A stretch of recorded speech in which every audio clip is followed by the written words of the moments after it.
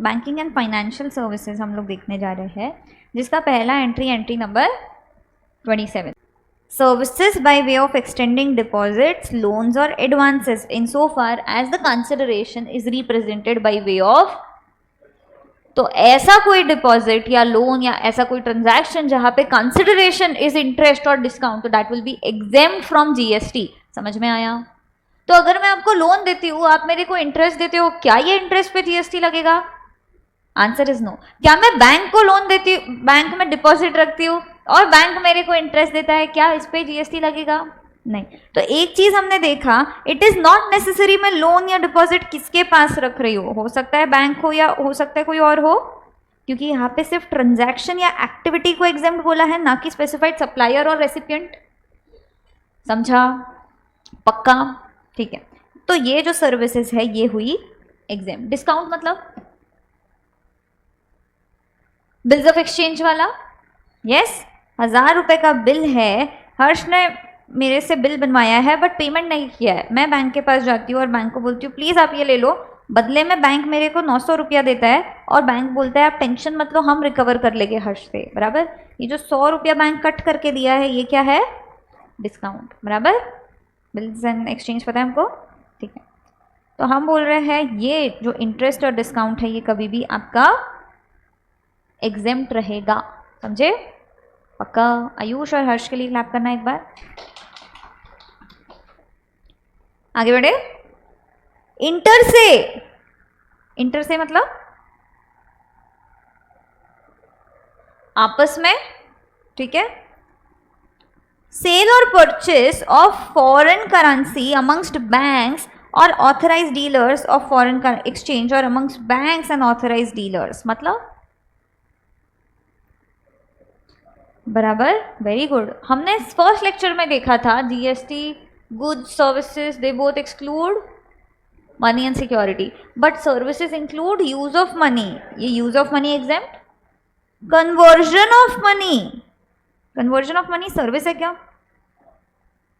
तो मतलब हम अगर बैंक में जाके, लिखना मत, हम अगर बैंक में जाके कन्वर्ट कराते हैं तो क्या वो एग्जेम्प्ट होएगा? बोलो हर्ष।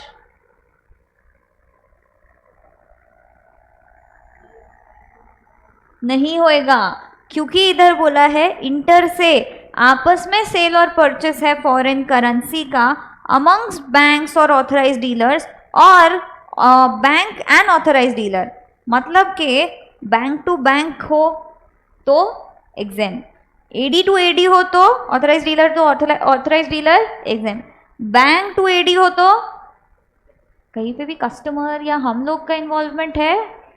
बराबर? ऊपर में इन जनरल बोला था, इधर में स्पेसिफाई कर दिया।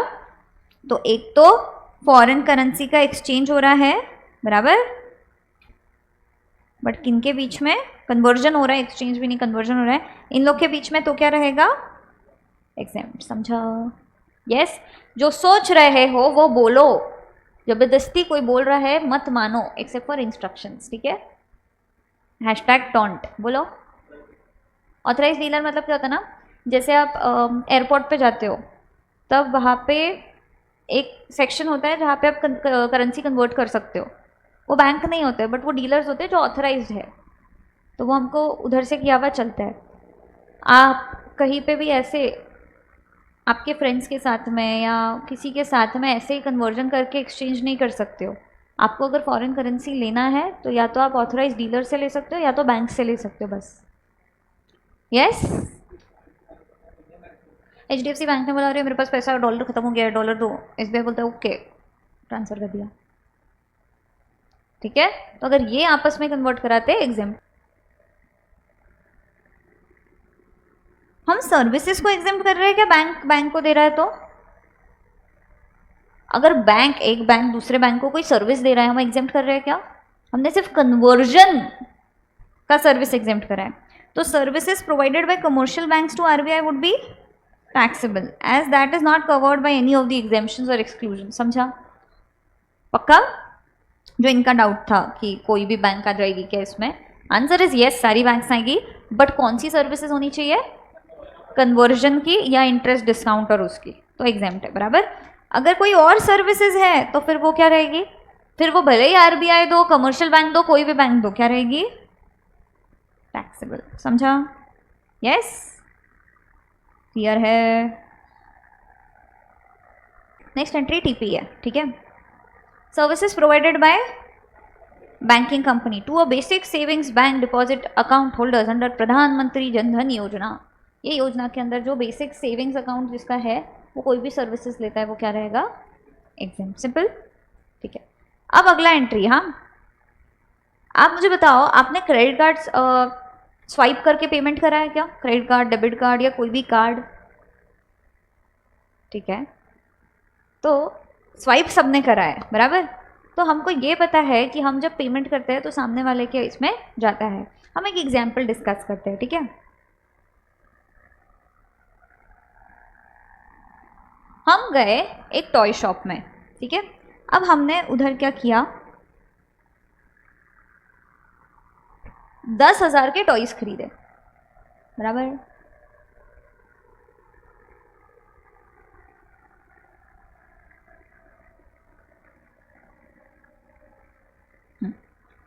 $10,000 के टॉयज खरीदे। अब हमने क्या किया, अपना कार्ड जो था वो HDFC का था,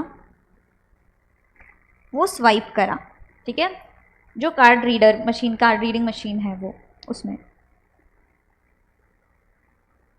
ये बर्गर जैसा दिख रहा है बट इसमें से कार्ड स्वाइप कर सकते हो ऐसा, ठीक है। तो हमने इधर पे स्वाइप करा। अब ये जो मशीन थी ना, ये कौन सी मशीन थी? एक्सिस बैंक की, बराबर। ये जो इंसान टॉयज बेच रहा था उसका अकाउंट था सपोज एक्सिस बैंक में, ठीक है। अब हमने क्या किया, अपना कार्ड स्वाइप करा, अपने अकाउंट से 10,000 निकले, इसके अकाउंट में गए, करे, सिंपल। बट ये जो कार्ड रीडिंग मशीन है ना, ये है ना कुछ तो परसेंटेज चार्ज करती है, ये फ्री में आपका ट्रांजैक्शन नहीं करती है, ठीक है। अगर ये 200 रुपया चार्ज करती है तो क्या ये 200 रुपया is chargeable to tax, is the question, ठीक है।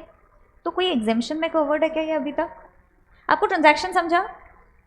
आप हमारे शॉप पे आए, कार्ड स्वाइप किया, आप तो 10,000 का जो करके लेके चले गए, बट जो कार्ड रीडिंग मशीन है जब वो हमारे अकाउंट में डालती है तो कुछ परसेंट कमीशन या मार्जिन चार्ज करती है। हम वो मार्जिन या कमीशन का बात कर रहे हैं। वैसे तो mere transfer of money is no supply, but ये जो एक्स्ट्रा एडिशनल चार्जेस ले रहे हैं वो तो चार्जेस है, that is supply. Now whether it is taxable और नॉट, उस पर अपन डिस्कस कर रहे हैं, समझा? तो आप बताओ, एग्जाम्पशन में कहीं भी अभी तक देखा है क्या? नहीं, तो इट इज टैक्सेबल। बट अगला एग्जाम्पशन दिया है जहां पे ये बोल रहे हैं services by an acquiring bank. Acquiring bank मतलब ये बैंक जिसको पैसा मिल रहा है, जिसके अकाउंट में जा रहा है, to any person in relation to settlement of an amount up to 2,000 in a single transaction transacted through the credit card, debit card, charge card or other payment card services। तो अगर 2,000 तक का payment हुआ पर transaction up to 2,000 rupees जो है हम क्या कर रहे हैं? एग्जेम्प्ट, बराबर। 2,000 के ऊपर हुआ तो पूरा टैक्सेबल, समझे क्या? यस। एक और क्वेश्चन हो सकता है, अभी इसका मशीन एक्सिस बैंक का है, क्या अकाउंट दूसरे बैंक का हो सकता है? आंसर इज यस, हो सकता है। कोई फर्क पड़ा क्या उससे? सेम रहेगा ट्रांजैक्शन। एक और क्वेश्चन हो सकता है, अगर इसका मशीन भी HDFC का है, इसका अकाउंट भी HDFC का है और कस्टमर का बैंक भी HDFC है, फिर आंसर इज फिर भी वो मशीन जो है चार्जेस कलेक्ट करती है, समझे? और इसमें मैक्सिमम कितना एग्जेम्पशन है? मैक्सिमम 2,000 तक का एग्जेम्पशन है, समझे? पक्का? इस पे सप्लायर पे, ठीक है। इसलिए जब ये क्रेडिट कार्ड डेबिट कार्ड वाला आया था, मेजॉरिटी सप्लायर्स है ना थोड़ा रेजिस्ट कर रहे थे इस पे क्रेडिट कार्ड डेबिट कार्ड से कराने में।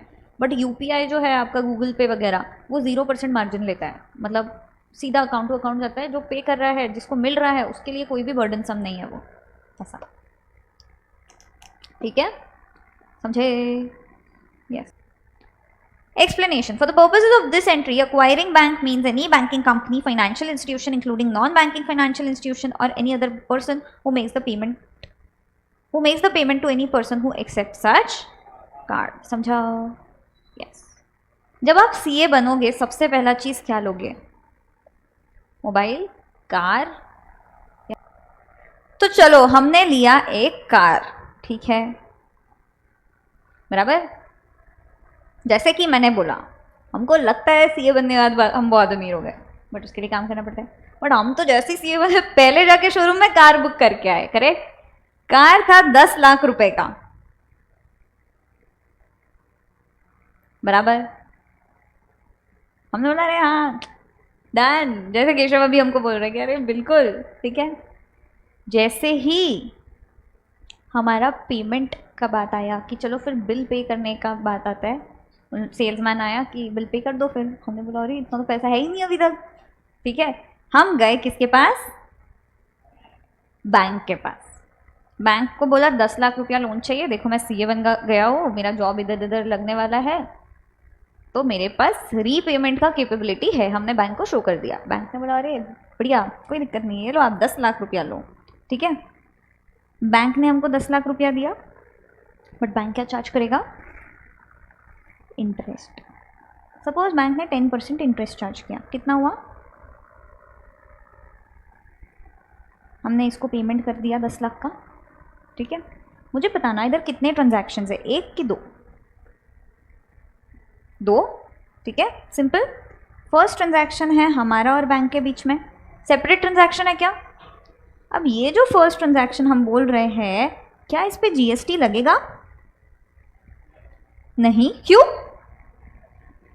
इंटरेस्ट चार्ज कर रहा है, interest is exempt from GST, simple.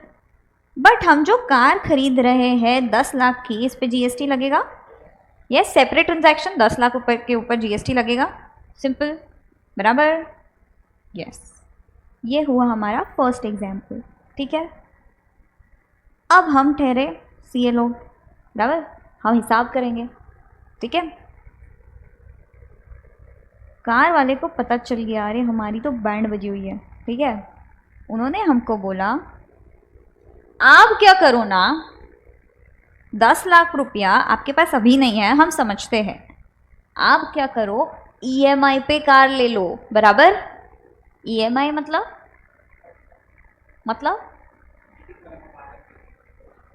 क्या कन्वर्जन स्पीड है तुम्हारा, मतलब क्या होता है, मतलब एवरी मंथ हम लोग उसको कुछ अमाउंट पे करेंगे। तो हम बोल रहे हैं हमको ईएमआई का ऑप्शन मिला है किया मोटर्स से, बराबर।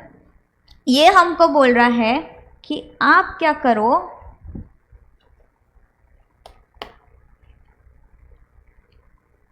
उसने ऐसे एक्टिंग किया, हाँ मैं उसका एक्टिंग करके बता रही हूँ। आप क्या करो, हमको हर महीने 1,05,000 रुपया पे कर दो, ऐसे 10 महीने तक, बराबर।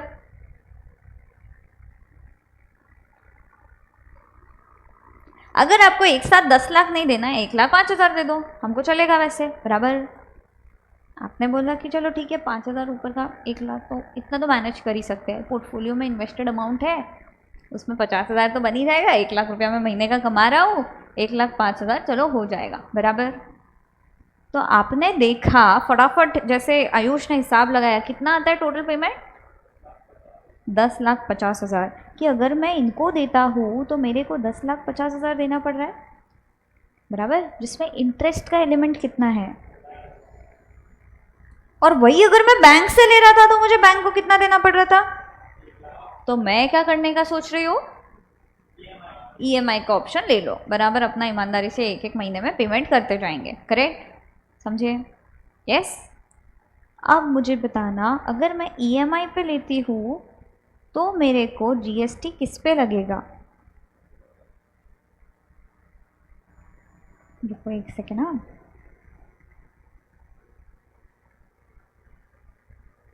$10 लाख पे 50,000 पे या 10,50,000 पे।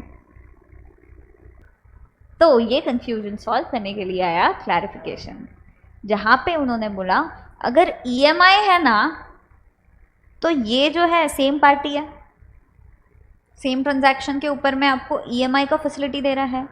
बहुत सारे लोग ऐसा करते हैं क्या, majority suppliers supply generally given as a package, one is principal others are, ये किसके पॉइंट्स है, तो क्या ये जो ट्रांजैक्शन है ईएमआई का, ये कॉम्पोजिट सप्लाई का पार्ट है? तो भले ही इसमें एक एलिमेंट आपका इंटरेस्ट है, बट क्या ये कॉम्पोजिट सप्लाई में आएगा? अगर ये कॉम्पोजिट सप्लाई में आएगा तो टैक्स किस पे लगेगा बताना? 10 लाख पे कि 10,50,000 पे? Very good, answer is 10,50,000 and not 10 lakh. समझे? तो ये वाला जो है ये भी कट हो गया, समझे? क्योंकि ये कॉम्पोजिट सप्लाई है, क्योंकि प्रिंसिपल इज टैक्सेबल, देयरफॉर पूरा अमाउंट, भले इसमें इंटरेस्ट का एलिमेंट क्यों ना हो, इट इज टैक्सेबल। समझे? फर्स्ट एग्जाम्पल और सेकेंड एग्जाम्पल में क्या फर्क था? हम दो सेपरेट ट्रांजैक्शंस कर रहे थे। इधर पे कितने ट्रांजैक्शंस हो रहे हैं? सिर्फ एक ट्रांजैक्शन, बराबर? समझे? क्लियर है? कैसा लगा सीए बन के? फिर जल्दी जल्दी बन जाओ।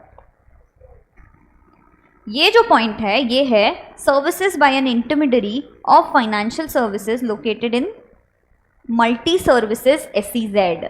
SEZ क्या होता है? आप लोग के सिलेबस में, आप लोग के स्कोप में नहीं है। हमने देखा है SEZ फिर भी क्या होता है नॉलेज पर्पस के लिए, ऐसा एक बैकवर्ड रीजन जहाँ पे गवर्नमेंट प्रमोट करना चाहता है तो बहुत सारे बेनिफिट्स और सब देता है, ठीक है? स्पेशल इकोनॉमिक जोन्स उसको अपन बोलते हैं। तो ये एग्जाम्पशन दे रहा है services by N intermediary of foreign financial services located in multi services SEZ with international financial services center status to a customer located outside India for international financial services in currencies other than INR। आप लोग थोड़ा बहुत समझने का कोशिश करना, मैं इनको बोल रही हूँ, आप लोग का बाउंसर जा सकता है, गया तो भी चलेगा, ठीक है?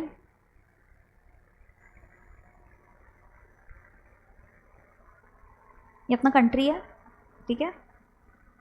कंट्री में हम एक पर्सन है जो एजेंट जैसे, इंटरमीडियरी अपन ने देखा था सेक्शन 13 IGST है। तो यहाँ पे एक इंटरमीडियरी है, ये क्या कर रहा है? फाइनेंशियल सर्विसेज दे रहा है, ठीक है? ये जो इंटरमीडियरी है ना, ये एक तो SEZ में लोकेटेड है, intermediary located in multi services SEZ। इसके पास स्टेटस जो है वो है IFSC का, मतलब कि ये फाइनेंशियल सर्विसेज जो है इंटरनेशनली प्रोवाइड कर सकता है, ये स्टेटस इसके पास है, ठीक है? जैसे हम लोग के पास रेजिडेंशियल स्टेटस होता है, नॉन रेजिडेंशियल स्टेटस, अलग अलग स्टेटस होते हैं हमारे, तो वैसे ये इंटरमीडियरी का स्टेटस IFSC है। तो ये SEZ है जिसके पास IFSC स्टेटस है, जो फाइनेंशियल सर्विसेज बाहर दे सकता है इंटरनेशनल, ठीक है? To a customer located outside India for international financial services in currencies other than INR। अब ये जो इंटरमीडियरी है ये इंडिया के बाहर फाइनेंशियल सर्विसेज दे सकता है, बराबर? और बदले में जो इसको कंसिडरेशन मिलेगा वो INR के अलावा कोई भी और करेंसी में हो सकता है, बराबर? तो अगर ऐसा है कि हम SEZ है और हम बाहर में फाइनेंशियल सर्विसेज दे रहे हैं जिसमें कंसिडरेशन INR के अलावा कोई भी करेंसी में है, तो वो हम बोल रहे हैं एग्जेम्प्ट रहेगा, क्योंकि हम SEZ को ज़्यादा एग्जेम्पशंस देते हैं या ज़्यादा रिलीफ देते हैं इसके लिए। तो अब क्वेश्चन है, for the purpose of this entry the intermediary of financial services in IFSC is a person who is permitted और रिकॉग्नाइज्ड एज सच। इंटरमीडियरी कौन बन सकता है, ये क्वेश्चन है। तो इधर पे लिस्ट दिया है, ये लोग इंटरमीडियरी बन सकते हैं। पहला है हु इज परमिटेड और recognised by the government of India और रेगुलेटर अपॉइंटेड, बराबर? Second, who is treated as a person resident outside India under foreign exchange management regulation international financial services centre, जिसको a person outside India treat किया जाता है, पर वो ये इसके अंदर आ रहा है। Who is registered under IRDA as IFSC, who is permitted as such by SEBI, ठीक है? सब और है, मतलब या तो SEBI ने परमिट कर दिया, या गवर्नमेंट ने हाँ बोल दिया, या कोई रेगुलेटर ने हाँ बोल दिया, या बाहर के इसमें से किसी ने हाँ बोला हुआ है, या रजिस्टर्ड है IRDA में। तो ये जो है ये इंटरमीडियरी बन सकता है, ठीक है? ये इंटरमीडियरी अगर SEZ में है लोकेटेड और IFSC सर्विसेज प्रोवाइड कर रहा है इंडिया के बाहर, ठीक है? IFSC स्टेटस है इसका, इंडिया के बाहर ये प्रोवाइड कर रहा है सर्विसेज और इसको कंसिडरेशन अदर देन INR में मिल रहा है, एग्जाम, यस, समझा? तो